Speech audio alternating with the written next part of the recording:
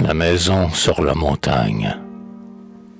Notre maison est seule au creux de la montagne, où le chant d'une source appelle des roseaux, où le bout de jardin plein de légumes gagne la roche qui nous tient dans son âpre berceau. Septembre, le séchoir sur les molles argiles, la pomme abandonnée au pourceau grassouillet. Nous avons dû poser des cailloux sur les tuiles, car la bise souvent s'aiguise au peuplier. Le volet bat la nuit, le crochet de la porte danse dans son anneau. Nous avons peur et froid. La mare du mouton réveille son eau morte, et soudain un caillou branlant tombe du toit.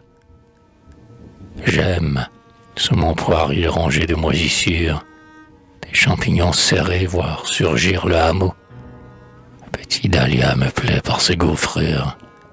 Mes brebis ont le nez et les yeux du chameau.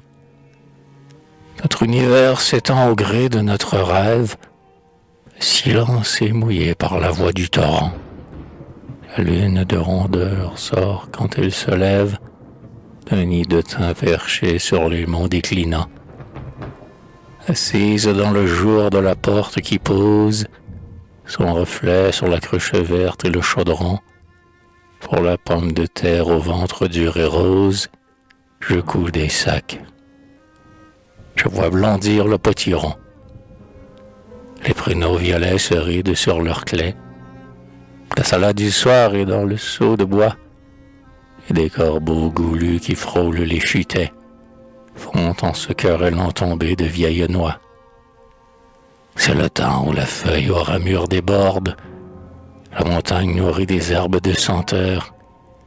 Notre chèvre s'ennuie et tire sur sa corde pour atteindre aux lavandes fines des hauteurs.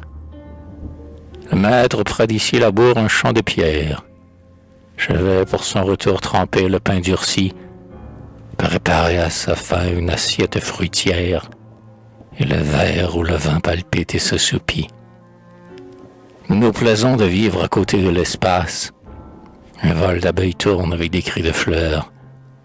La neige qui les reste dans les crevasses semble se détacher des nuages bougeurs.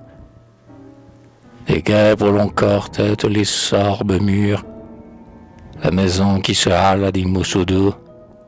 La cloche des béliers sonne nos heures pures.